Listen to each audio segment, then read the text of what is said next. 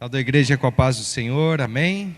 Você pode se assentar, está na casa do Pai. Quero agradecer a oportunidade que o Senhor tem nos confiado, que você possa se sentir na casa do Pai. Eu estou na presença do Senhor e é com muito temor que a gente sobe, cada vez que vai ministrar, vai falar a palavra de Deus. A gente tem esse temor que o Senhor, Ele precisa ser honrado, Ele precisa ser engrandecido. Sem Ele, nós não conseguimos fazer nada. Sem Ele nós não somos merecedores, não somos nada sem Ele.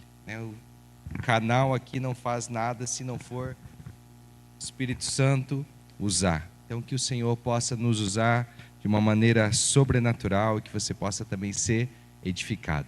Quero agradecer a confiança da minha sogra, que há 18 anos confia a mim, e me deu essa oportunidade. Agradecer a presença do meu pai e da minha mãe que está aqui. Uma alegria rever cada um de vocês. É muito bom tê-los aqui. Quero falar rapidinho aqui para não tomar tempo da mensagem. Nós, a Fabi e eu, estamos há quase 5 anos lá em São Paulo e o Senhor tem colocado no nosso coração algumas mensagens, tem trazido. Nós temos escrito. Esse livro aqui, você, acredito que a grande maioria já conhece, viveram com nós, oraram por nós, esse milagre aqui que vocês presenciaram. Talvez vocês que não leram ainda o livro, seria tão importante ler, para que você conheça detalhes mais profundos, que nós não conseguimos contar no tempo que temos o testemunho aqui, mas nós conseguimos escrever. Esse livro já está na 2ª edição, milhares de cópias foram vendidas e o Senhor, Ele tem nos agraciado, com onde nós vamos, o Senhor manifesta cura, milagres, e temos ouvido tantos testemunhos através desse livro. Esse 2º livro aqui, ele nasceu numa madrugada de oração. O Senhor me despertou e me levou a orar por mais de 3 horas em espírito. E Ele me deu todos os capítulos desse livro, a introdução, o título, tudo o que iria acontecer. Já tinha pregado uma mensagem com esse tema e o Senhor me despertou a escrevê-lo. E quando o Senhor falou tudo o que iria acontecer, eu chamei a minha esposa, ela escreveu junto comigo. Foram quase 2 anos escrevendo, relendo e podendo compartilhar. Esse livro vai remover aquilo que separa você de um verdadeiro encontro com Deus. Talvez você tenha vivido um Deus, conhecido um Deus que as circunstâncias te apresentaram, que a religião te apresentou, mas esse livro vai te levar para um nível mais profundo de intimidade. E você vai conhecer o que Deus não perdoa. Não é a blasfêmia contra o Espírito Santo. Esse daqui nasceu de uma conversa da Fábio com a Duda. Elas estavam conversando sobre o casamento, quando a Duda casasse, o que ela seria, como que ela faria depois da festa, como que ela faria nos dias seguintes, e ela não sabia. E o Espírito Santo falou: olha, você tem pouco tempo para que você possa ensinar a sua filha, que se ela casar na mesma idade que você só tem mais 7 anos com ela aqui. E o que você vai fazer para ensiná-la? E aqui o Espírito Santo trouxe um manual de como você ser feliz para sempre. Porque os filmes, eles só falam para você e foram felizes para sempre. Mas como ser feliz para sempre? Então descubra a verdade que não te contaram, lendo esse livro aqui, e construa um lar dentro dos princípios da palavra de Deus. Se você não leu esse livro, eu acredito que você não leu, você pode ler esse daqui. Talvez o seu príncipe já virou um sapo, e aí você pode ler esse livro aqui e saber por que o divórcio não é a solução. Existem tantas coisas preciosas aqui nesses livros, tantos princípios, que talvez lendo a passagem, lendo a palavra, você ainda não percebeu. Mas nós aprendemos que nenhuma pessoa tem problema no casamento. Nenhuma pessoa ela tem problema com o seu casamento. Cada um de nós tem os nossos problemas. E esses... Duda, pega aqui para o papai, por favor. E cada um de nós, obrigado. E cada um de nós, com os nossos problemas, nós achamos que o problema está no outro. Nós não conseguimos olhar para dentro de nós. Então, se você pegar esse combo aqui de livros, tá? Os 3 livros, o Isso Deus Não Perdoa, e os 2 livros para mulheres, você vai ganhar o 4º livro, que é o nosso livro ali que tem o testemunho, não só da cura da Duda, mas de tantas outras coisas. Amém? Esses livros eles estão vendendo aí fora a R$ 59,90, R$ 69,90. Aqui nós estamos fazendo eles a R$ 50 cada livro, e se você comprar 3, no combo dos 3 primeiros ali que eu apresentei, você ganha o Vai Esperar Chegar a Que Ponto, o livro preto, tá bom? Quero que você atente para a palavra de Deus. Mateus capítulo 13, ele fala que o semeador saiu a semear, e uma parte da semente ela caiu à beira do caminho. E aquela semente que caiu à beira do caminho, as aves do céu vieram e comeram. Outras parte da semente ela caiu no terreno pedregoso. E quando ela começou a brotar, porque ela não tinha raiz profunda, o sol quente queimou ela. E outra parte da semente caiu no meio dos espinhos. E quando ela começou a nascer, quando ela começou a brotar, os espinhos a sufocaram e ela não conseguiu. Mas há uma semente que caiu em terra boa. E essa semente ela deu fruto a 30, 60, 100 por 1. Fecha teus olhos e fala assim: Senhor, fale com fé, Senhor, eu quero ser a terra boa, porque a tua palavra é uma semente boa, e eu quero sair daqui transformado, cheio de fé e gerando fruto, em nome de Jesus. Amém. Quero compartilhar um texto que está em 2 Reis, capítulo 4, no verso 24 em diante. Esse texto aqui, enquanto você acha ele, eu vou te dar um pouco de contexto.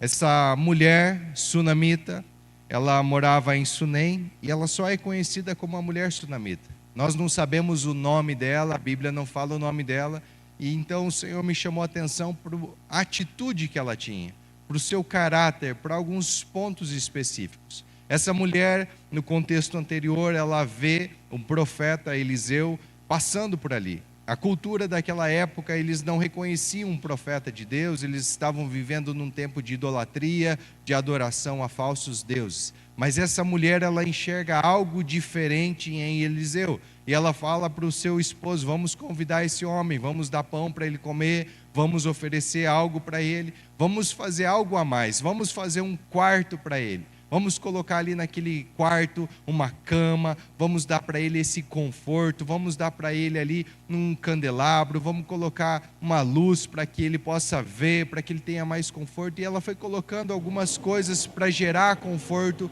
para esse homem. Ela reconheceu. E Eliseu chama Geazi e fala: Geazi, o que essa mulher não tem? Uma mulher rica, uma mulher próspera.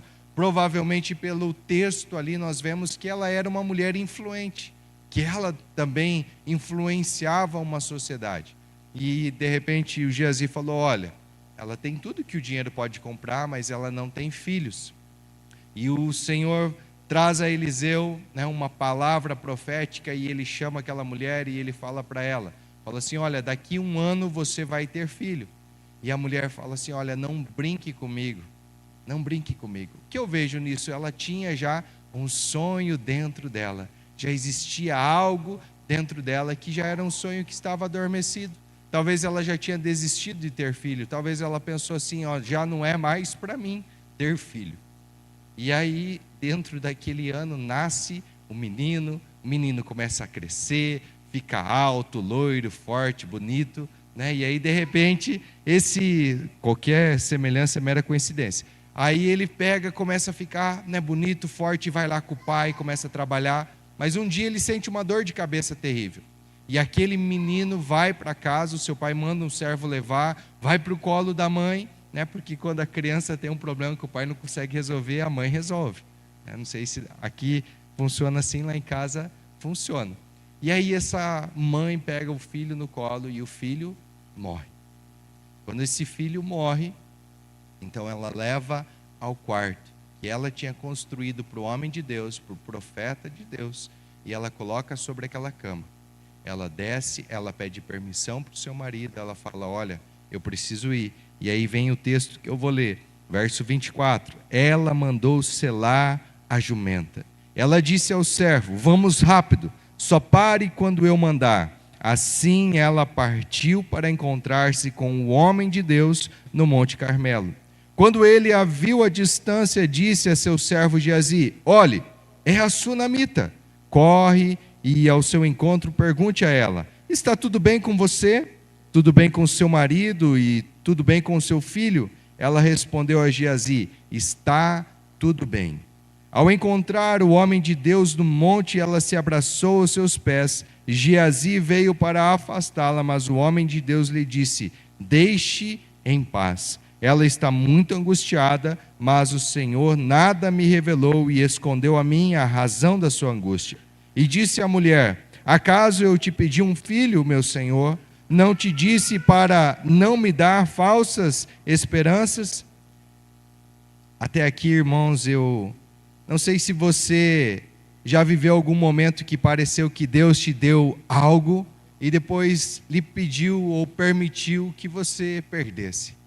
Talvez nós encontramos muitas vezes em situações, em circunstâncias, aonde que passam coisas por nossas vidas, nós comemoramos por aquilo, mas de repente nós perdemos. A atitude dessa mulher sunamita aqui, ela veio ao encontro do homem de Deus. Ele tinha prometido um filho, Deus tinha dado o filho para ela, mas de repente parece que aquilo que Deus tinha dado, ela tinha perdido. Quero falar com você hoje sobre um tema chamado atitude sunamita.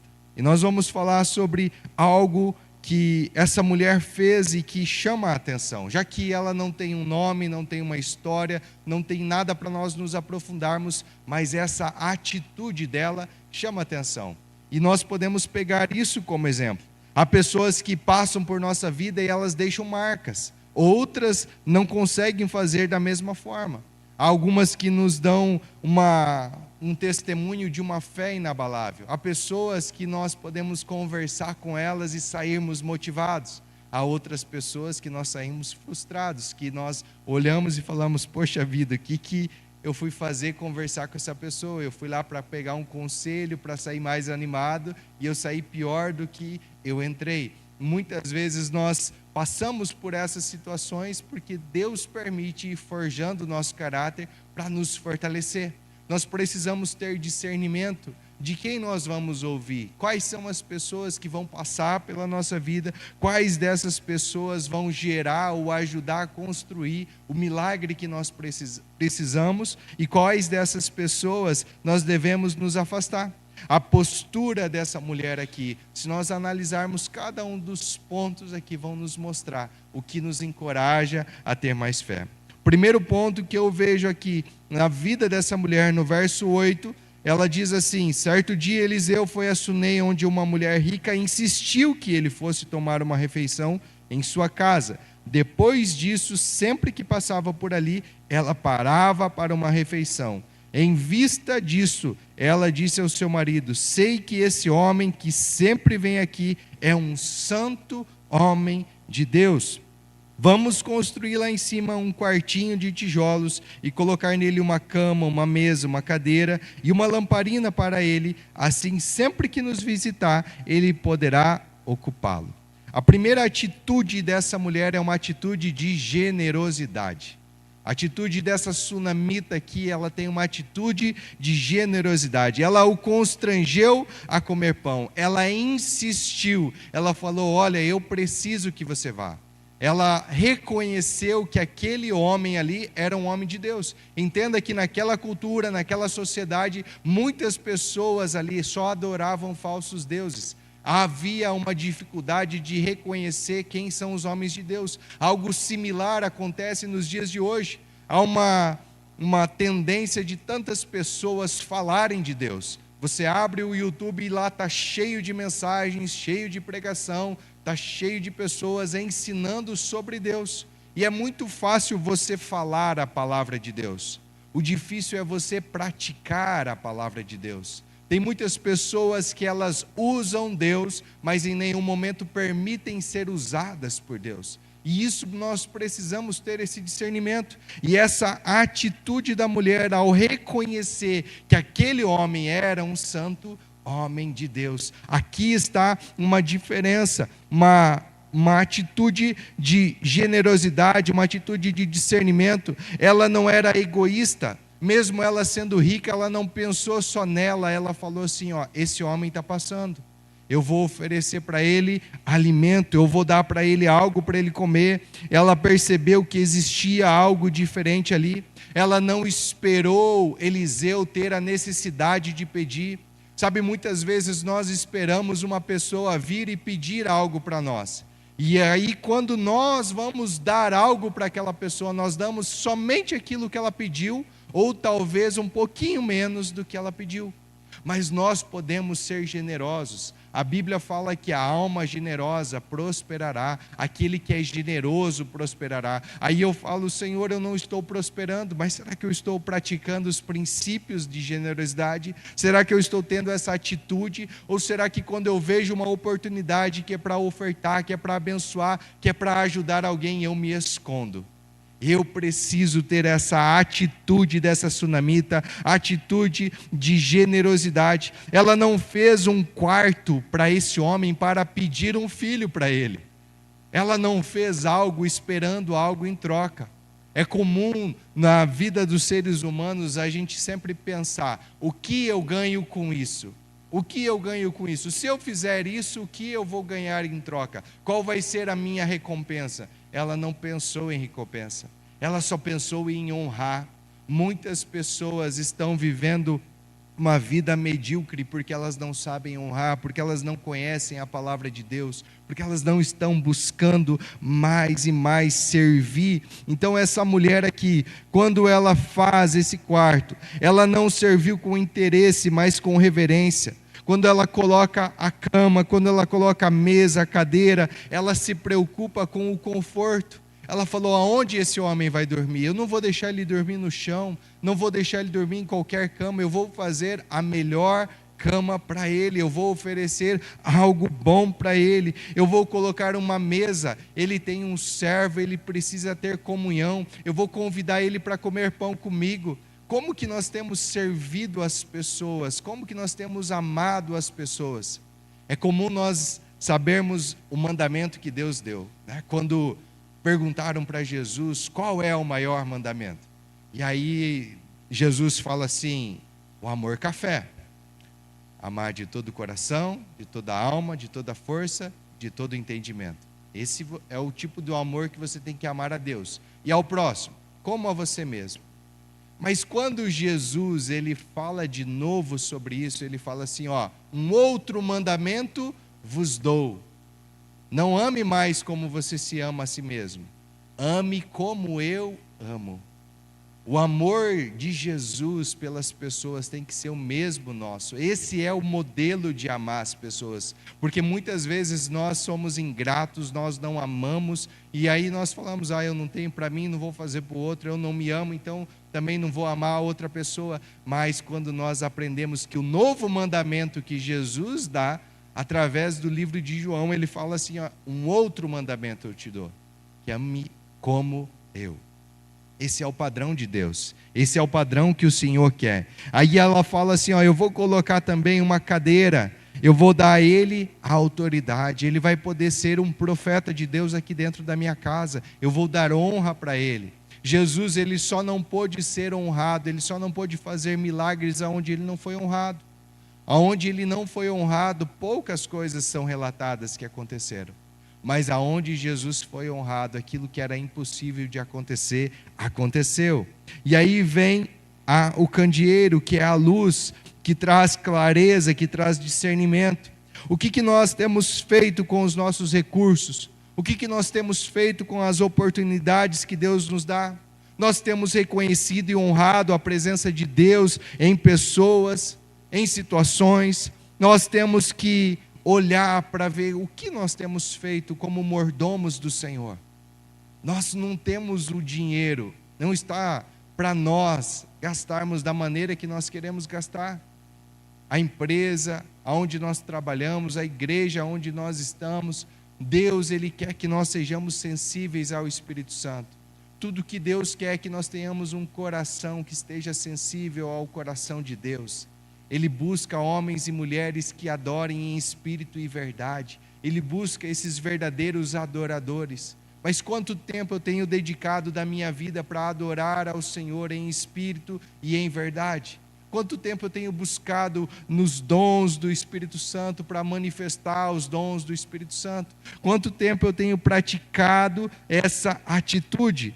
Quem quer abrigar a presença de Deus, prepara um ambiente antes do milagre. Nós precisamos preparar o ambiente.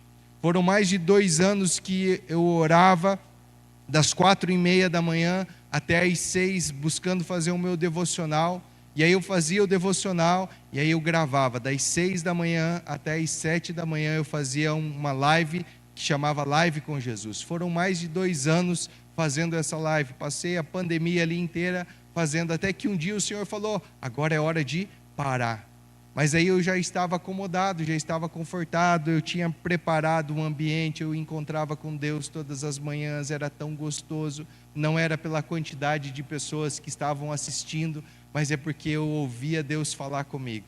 Eu escrevia, e quando eu ia gravar lá, quando eu ia falar, parece que Deus falava ainda mais, Ele trazia mais revelação, e eu não queria perder aquilo. Mas um dia o Senhor falou: para de gravar, para de fazer essas lives. E eu parei. E aí o Senhor, eu pensei assim: bom, agora eu não preciso mais levantar 4:30, vou dar uma folga para mim mesmo, e eu vou começar a levantar às 6, eu vou fazer o meu devocional às 6, está tudo certo. E eu tirei o despertador das 4:30 e nem coloquei para as 6, deixei desligado. A hora que eu acordar, eu vou orar. De repente, antes das 4:30 eu acordo. Falei: não é hora de acordar, não é hora de levantar, vou voltar a dormir. E foi assim por uma semana. Todos os dias eu acordava, antes das 4:30. Todos os dias eu acordava. E aí eu voltava a dormir. E um dia eu ouvi o Espírito Santo falando para mim assim: hoje é a última vez que eu te chamo para orar. Eu falei para você parar de gravar, eu não falei para você parar de levantar nesse horário. Eu tinha um encontro com Jesus, eu tinha um encontro com Deus. E aí nesse dia eu entendi que era para eu levantar. Era 3 e pouco da manhã, bem antes das 4. E o Senhor me levou lá para aquele quartinho, para aquele lugar secreto. E lá nasceu esse livro: Isso Deus Não Perdoa. Sabe, quando nós não preparamos um ambiente, quando nós não permitimos um lugar para abrigar a presença de Deus, não adianta eu ficar pedindo oração para que o milagre aconteça. O milagre vai acontecer na sua vida quando você, lá no seu secreto, lá na sua casa, você entrar lá e você preparar um ambiente. A sua casa representa Jesus, a sua casa honra Jesus, o seu lugar, o seu ambiente honra a presença de Deus. A atitude dessa mulher, a sua generosidade, fazia com que a honra daquele servo de Deus honrassem a Deus. Muitas vezes nós chegamos em ambientes, nós chegamos em lugares que você olha ali e o Senhor não está sendo honrado. E aonde o Senhor não é honrado, a presença dele não se manifesta. O verso 16, ela diz assim: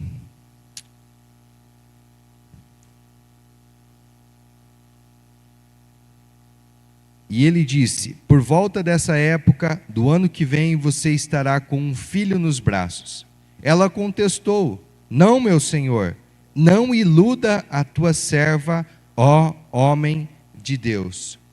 O segundo ponto que eu quero falar é sobre atitude de fé no impossível. Olha que quando essa mulher aqui recebe essa palavra: por esse tempo, daqui 1 ano, você abraçará um filho. O profeta, ele dá um prazo para que isso aconteça. Mesmo que ela não tinha pedido nada, mesmo que ela não tinha intenção, quando ela construiu aquele quarto, para fazer nada, Deus retribuiu a sua generosidade com um presente impossível de acontecer pelos olhos humanos. Ela teve um filho. Aquela mulher ali, quando ela diz assim: não mintas para a tua serva. Por que ela fala não mintas para a tua serva? Porque quando o profeta profetizou sobre a vida dela um filho, eu não sei qual era a idade dessa mulher aqui, eu não sei quantos anos ela tinha, mas talvez para ela já era algo impossível de acontecer. Talvez ela tentou de diversas formas e ela nunca conseguiu engravidar. Naquela cultura, uma mulher que não tinha filhos era uma vergonha. Ela era uma mulher inútil. E eu não sei o que acontecia aqui com essa mulher, o que pensava dentro dela. Mas na minha interpretação, eu entendo que ela falou assim: olha, não me iluda. Eu já tentei tantas vezes e isso é impossível de acontecer. Não faça isso comigo. Não crie uma esperança para a qual eu vou me frustrar. Eu vou ficar esperando e não vai acontecer de novo. Mas quando essa mulher percebe que Deus está ressuscitando algo que estava morto dentro dela, ela decide confiar. Aquilo que parecia estar morto, a fé dela não era uma fé barulhenta, não era uma fé desrespeitosa, mas era uma fé que acreditava. Ela experimentou acreditar, ela experimentou colocar em prática a fé. Uma atitude de fé muda as circunstâncias, muda situações, muda ambientes, muda cenários, muda aquilo que é impossível se tornando possível. Quando nós olhamos para Deus, colocamos o nosso foco em Deus, Deus ele olha e ele conhece o nosso coração. Mas nós precisamos conhecer o coração de Deus. Nós precisamos saber quais são os planos de Deus. Muitas pessoas conhecem só um Deus distante, um Deus que é maldoso, um Deus que é punitivo, um Deus que vai lá e que as coisas ruins acontecem. Mas Deus quer mostrar que Ele tem outros planos para nós. Jeremias 29:11 diz: sou eu é que sei os pensamentos que tenho a vosso respeito, pensamentos de paz e não de mal, pensamentos de fazer prosperar e não de causar dano, mas de dar um futuro e uma esperança. Esses são os pensamentos que Deus tem de nós. Sabe, se você é pai, eu nunca vi um pai desejar um mal para o filho. Eu nunca vi um pai desejando que o filho morresse, que tivesse uma perna quebrada. Um Deus que é todo poderoso, que é amoroso, Ele nunca vai desejar o mal para os seus filhos. Ele sempre vai desejar o bem, Ele sempre vai querer o bem. E quando nós acertarmos o nosso coração e alinharmos ele com o coração de Deus, nós vamos começar a ter essa atitude de fé no impossível. Sabe, existem mais de 8.000 promessas na palavra de Deus. Quantas delas você já escreveu no seu caderno de oração? Quantas delas você já aplicou fé? Nós precisamos aplicar fé na palavra de Deus. Primeira carta de João, capítulo 5, no verso 14 e 15, diz que essa é a confiança que nós temos. Se pedimos algo segundo a vontade de Deus, Ele nos responde. Nós precisamos ter essa confiança que quando nós pedimos algo segundo a vontade de Deus, Ele nos responde. Tá, Eduardo, mas qual é a vontade de Deus? Está tudo escrito aqui. 1 Timóteo capítulo 2, no verso 4, diz que é a vontade de Deus que todo homem seja salvo. Efésios capítulo 1, no verso 3, diz que Ele já nos abençoou com toda sorte de bênção. Então eu não posso falar que eu não sou abençoado. Ah, Eduardo, mas lá está escrito que nós fomos abençoados nas regiões celestiais, com toda sorte de bênçãos espirituais. Tá aí, daí ele fala no capítulo 2, no verso 6, que nós fomos ressuscitados juntamente com Cristo para vivermos nas regiões celestiais. Deus não quer que nós vivamos aqui na região terrena, Deus quer que nós vivamos na região celestial. Como que você está enxergando a tua vida? Com a perspectiva terrena ou com a perspectiva celestial? Se você está no lugar errado, Jesus Cristo já ressuscitou e nos ressuscitou junto com Ele para viver nas regiões celestiais. Essa é a atitude de fé para o impossível. É dessa forma que nós precisamos caminhar. Sabe, se tem sonho, se tem algo que você já enterrou aí dentro do seu coração, se tem algo que você fala, não tem mais o que fazer, eu já tinha desistido, mas hoje o Espírito Santo está trazendo a sua memória, e Ele não está trazendo a sua memória para você sofrer ou para criar uma falsa esperança, mas Ele está falando assim: ainda há tempo, ainda dá tempo, pratique fé, e essa fé do impossível vai gerar o milagre que você precisa. O terceiro ponto, a atitude de perseverança e confiança. Olha como que essa mulher aqui, ela age, olha a atitude dela. A primeira coisa que ela responde para o seu marido, quando o seu marido fala assim: olha, hoje não é não é o dia das festas, não é lua nova, o que você vai fazer? Ela fala assim, não se preocupe, sim, está tudo bem. Dia 1º de outubro de 2017, a Eduarda estava já diagnosticada pelos médicos, desenganada. Nós não podíamos ficar com ela ali na UTI. E eu fui orar por ela. Eu estava orando pela Eduarda, e quando eu orava por ela ali, eu ouvi o Espírito Santo falando assim, pare de orar errado. Eu falei, Senhor, por que eu estou orando errado?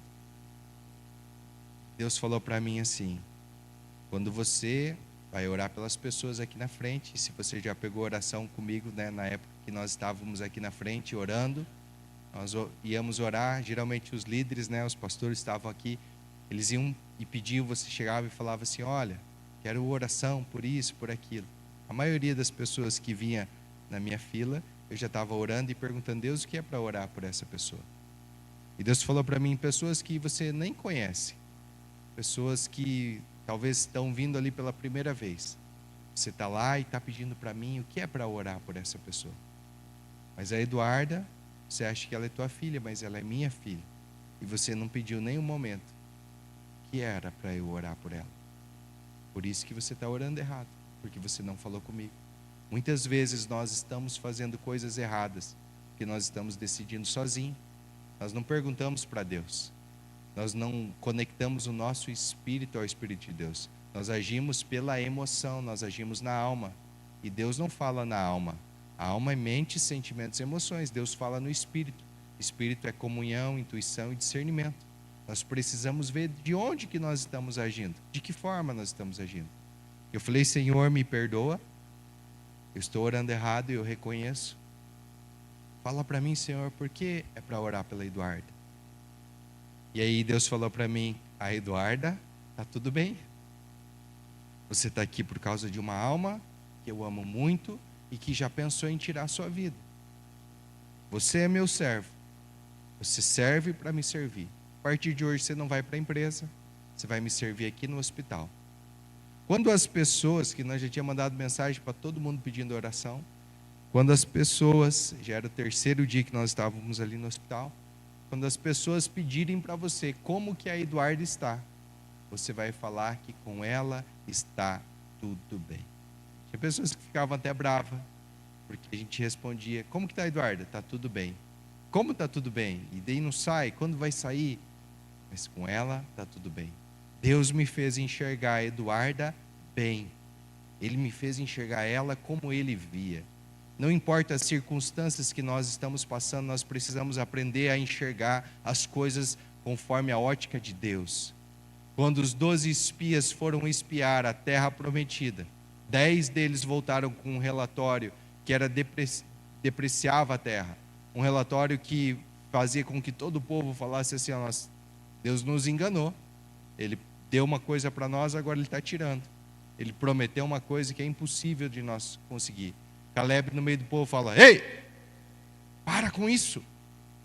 Se Deus nos prometeu, se Ele achar favor, Ele vai nos dar, Ele que vai nos entregar. 10 deles se viam como gafanhotos, olhando e falavam assim, eles são gigantes. 2 deles, Josué e Caleb, olhavam e falavam assim, esses gigantes vão cair, o tombo vai ser feio, porque Deus já prometeu e Deus é fiel para cumprir o que prometeu. E Deus me fez enxergar a Eduarda bem. Ele me deu tanta fé. E eu olhava para ela e via ela já curada. E aí eu falei, Senhor, se eu sou teu servo, então agora eu vou trabalhar para o Senhor, como que eu faço as coisas? Eu aprendi a trabalhar home office lá em 2017. Ninguém imaginava que ia ter pandemia, que ia existir home office. Hoje eu trabalho home office lá de casa, 1000 quilômetros da nossa empresa. E o Senhor me dá graça. Mas Ele me treinou em 2017. Para aquilo que fosse acontecer em 2021, eu já estivesse pronto. Deus, Ele nos prepara, Ele nos dá a oportunidade. O problema é como que nós vemos. Nós vemos como uma dificuldade, como algo ruim, ou nós vemos como uma oportunidade de crescer, de aprender, de ser moldado, de ser transformado. Quando nós começamos a ter essa atitude da sunamita aqui, uma atitude de perseverança e confiança. Nós paramos de enxergar as coisas, por mais difíceis que elas sejam, do olhar da perspectiva humana, mas nós começamos a olhar: Senhor, como o Senhor vê essa situação? Senhor, o que o Senhor quer fazer? Essa mulher aqui, quando ela responde, tudo vai bem. Essa palavra no original hebraico aqui é a palavra shalom. Essa palavra que ela declara não só que há paz, não só que há tudo bem, mas ela está fazendo uma declaração de fé e de confiança no que Deus prometeu. Não significa apenas uma paz, não significa apenas ela falar, não, tá tudo bem, mas ela está dizendo assim: olha, eu estou bem, não tem falta de nada, está tudo certo, porque eu confio no que você prometeu. Essa mulher não olhou e viu o filho morto e começou a uma ingratidão, uma murmuração. Sabe, muitas vezes quando acontece algo que nós não estamos esperando, a tendência é de nós murmurarmos, de nós ficarmos falando coisas terríveis ali. Mas a murmuração é o contrário da gratidão. E a murmuração é um dos 5 pecados que impediu o povo de Israel de entrar na terra prometida. Talvez possa ser um dos pecados que nos impedem de entrar na promessa de Deus, de acessar aquilo que Deus tem para nós. Deus tem algo tão grandioso, tão poderoso para nós, mas se nós não tivermos essa atitude de perseverar, de ter fé, de ter confiança, nós precisamos caminhar 40 dias ali, ouvindo diagnósticos, cada um deles piores um do que os outros. Não era culpa dos médicos, eles falavam o que viam. Nós decidíamos se nós ficávamos com a opinião e com aquele relatório do médico, aquele diagnóstico do médico, ou nós confiávamos em Deus. Nós precisamos ter esse discernimento, ter esse entendimento aqui. Mesmo essa mulher com o filho morto, ela não perdeu a esperança. Eu não sei o que fez você perder a esperança. Eu não sei o que já morreu aí dentro de você. Mas hoje o Senhor quer ressuscitar. Hoje o Senhor fala para você continuar, para você perseverar. A Bíblia fala que aqueles que perseverarem até o fim serão salvos. Se nós desistirmos no meio da caminhada, se nós desistirmos por causa de alguma circunstância, essa circunstância vai nos fazer perder aquilo que Deus tem por nós.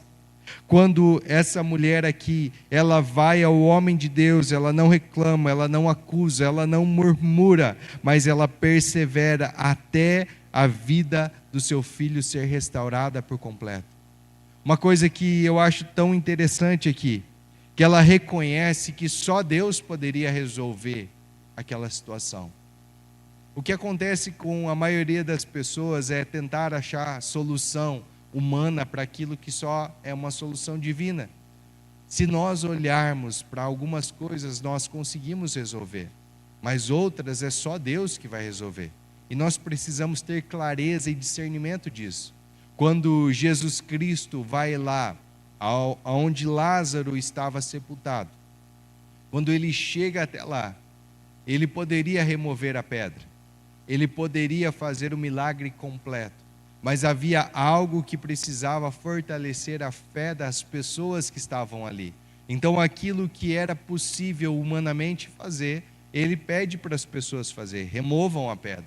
Algumas delas incrédulas falavam: Senhor, mas já cheira mal, já faz 4 dias que enterraram ele ali, não faz sentido mais mexer nisso. E talvez hoje você está falando: não vou mais mexer nisso aqui, talvez não cheire mal, mas há algo aí dentro que está enraizado, que o Senhor quer mexer, que o Senhor quer tirar, para te levar para um próximo nível. Talvez você já se conformou e o Senhor não quer uma igreja conformada. Paulo fala em Romanos capítulo 2, não vos conformeis com esse século, não se conforme com as coisas do mundo, não tome essa forma do mundo, não pegue esse padrão, mas transformai a vossa maneira de pensar para poder experimentar qual é a boa, perfeita e agradável vontade de Deus. Deus tem algo tão lindo, tão novo, só que a gente está igual aqueles cavalos, né, com aquela tapume assim, e só consegue enxergar uma coisa, mas nós precisamos permitir dar um passo às vezes para trás, para que abra o nosso foco e nós possamos enxergar e falar: Senhor, eu estou vendo essa situação assim, mas como o Senhor vê? E aí Tiago capítulo 1, no verso 2, ele fala assim: meus amados irmãos, tende por motivo de grande alegria o fato de passar por muitas tribulações. Não é uma pequena alegria, não é uma tribulação que nós vamos passar. Eduardo, você não sabe quantas vezes já está acontecendo e eu levanto de uma e já caio e já tropeço. Eu também. Bem-vindo ao time. Nós também somos provados, mas o que muda é a nossa atitude diante da provação. Olha para Sadraque, Mesaque e Abednego. Eles podiam fazer com que, como a maioria dos outros estavam ali, quantas pessoas estavam ali que conheciam Deus? Mas Sadraque, Mesaque e Abednego, enquanto uma população inteira se curvava diante de um Deus falso, eles se mantiveram de pé. Será que nós somos os que se prostram diante de uma sociedade, diante de circunstâncias, ou somos aqueles que se permanecem de pé e falam: se for para morrer, eu sei para onde eu vou, mas eu sei que o meu Deus, se Ele quiser, Ele pode me dar livramento antes dessa fornalha ou dentro dessa fornalha, não importa as circunstâncias que eu estou passando, eu vou me alegrar. E aí Sadraque, Mesaque e Abednego convidam Jesus para a fornalha e falam: vamos dançar. E estão lá os 4 dançando, se alegrando. Qual é a maneira que você está passando pela tua tribulação? Qual é a maneira? Quando acontece uma coisa que você não espera, a nossa alma quer, nosso espírito quer se alegrar. Uma das manifestações do fruto do Espírito é a alegria. Paz, amor, alegria, benignidade, bondade, longanimidade, amabilidade, fidelidade, mansidão, domínio próprio. As 9 manifestações do fruto do Espírito. Será que eu estou manifestando o fruto do Espírito ou estou manifestando as obras da carne? Se eu manifesto a obra da carne, a minha carne está vencendo. Mas se eu manifesto o fruto do Espírito, o meu espírito está vencendo. Sabe quem vence? Quem você investe mais tempo. Você investe mais tempo nas redes sociais, nas coisas que agradam a carne, ou você investe mais tempo nas coisas que agradam o Espírito? Nós precisamos investir mais tempo naquilo que agrada ao Espírito, fortalecer o Espírito, e assim vai mudar. Sabe quando tudo parece que está perdido? Qual é a nossa resposta? Como nós agimos? A fé verdadeira, ela não depende das circunstâncias, mas da certeza de quem Deus é. Você sabe quem Deus é? Você sabe quem é o Deus que você serve? Lucas 1,37 diz que para Deus não há nada impossível. Eu não sei se há algo impossível para você, mas eu olho para essa mulher, para essa atitude sunamita, que revela um coração generoso, um coração cheio de fé, de perseverança. Ela nos ensina que honrar a Deus com generosidade. Quem faz isso, quem honra a Deus com generosidade, também será honrado. Ela vê que Deus recompensa até aquilo que nós não pedimos. Porque Deus sabe o que nós vamos pedir antes que nós pedimos, e aquilo que nós não temos coragem de pedir, Deus já sabe que nós queremos pedir, mas alguns de nós acham que não somos dignos, ou que não faz sentido mais pedir aquilo, porque já passou o tempo. A fé de verdade, ela não desiste. E aí ela vê milagres. E ela pode contemplar a presença de Deus se manifestando. A fé, ela faz com que nós possamos ouvir a palavra de Deus, ver a fé se manifestar e o Espírito Santo nos usar. Nós podemos ser um canal de bênção, como essa mulher foi. Sabe o que aconteceu? Ela não permitiu que as barreiras, que as pessoas, que outros viessem ali e tentassem resolver o seu problema. Geazi até tentou, pegou o cajado. Sabe, coisas místicas não vão funcionar. Um lencinho benzido, uma água benzida, um negócio, não vai funcionar. A tua fé vai funcionar. A tua fé em Deus vai funcionar.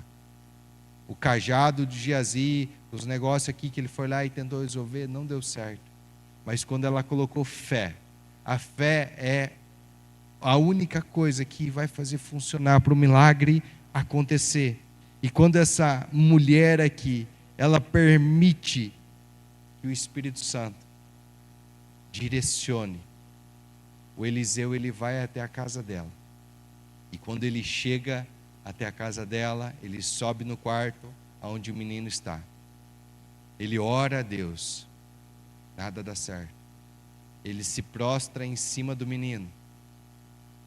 Ele fica ali tentando, não dá certo. O corpo começa a esquentar, mas não resolveu. Ele sai, ele começa a andar e ele começa a orar. E eu creio que se Eliseu tivesse desistido no primeiro momento que ele não viu nada acontecer, o milagre não estaria escrito aqui. Eliseu não seria esse homem que tem o dobro de milagres escrito na Bíblia que Elias tem. Mas Eliseu, ele volta mais uma vez e ele deita em cima do menino, e de repente o menino espirra 7 vezes, e ali ele pode glorificar a Deus. Ele pode falar para a mãe: aquilo que você pensou que Deus te deu e Deus permitiu te tirar, não é esse Deus. Deus deu e aqui está. Deus nunca vai tirar nada que Ele te deu. Deus nunca vai roubar algo seu. Deus sim, Ele tira algo que pode nos afastar da presença dEle. Algo que nos afasta dEle, Ele pode, porque Ele é um Pai amoroso. Ele sempre vai querer o melhor para nós e para os nossos filhos. Deus é um Deus amoroso. Sabe, talvez nós podemos ter acesso a coisas antes do tempo e nós precisamos tirar. E aí nós vemos o resultado. A Duda, ela com 3 anos de idade, ela tinha celular, tinha tablet, tinha DVD, tinha tudo que vocês imaginar. Era filha única, nós queríamos dar tudo para ela. Até comida na boca a gente dava para ela. E aí o Espírito Santo nos levou a entender que aquilo seria algo prejudicial. Fizemos cursos, aprendemos, e eu precisei chegar e falar: filha, esse celular que o papai te deu, eu preciso tirar. Esse tablet que o papai te deu, eu preciso tirar. Esse DVD, eu preciso tirar. Talvez agora, filha, você não vai entender, mas vai chegar um tempo que você vai agradecer. Ela já tem 13 anos, não tem celular ainda, mas ela desenvolveu uma habilidade de leitura, ela tem uma criatividade, ela tem uma unção, ela tem uma sabedoria, que as meninas, que ela conhece, que convive com ela, algumas mais velhas, porque ela está adiantada no colégio, não tem, porque aquilo que as telas prejudicam, na infância principalmente, pela graça do Senhor não prejudicaram. Aquilo que parecia que estava sendo tirado, que ela estava perdendo, hoje ela tem um privilégio muito maior. Ela tem responsabilidades e ela já tem maturidade. Sabe, talvez Deus tirou algo de você porque você ainda não, você acessou antes do tempo. Se você acessou antes do tempo, não fique se rebelando contra Deus. Mas fala: Senhor, eu quero aprender. Eu quero ter maturidade para eu poder ter acesso a isso. Senhor, eu quero ter essa atitude sunamita. Eu quero, Senhor, receber um milagre, assim como essa mulher recebeu. Eu quero que o Senhor possa ministrar o meu coração.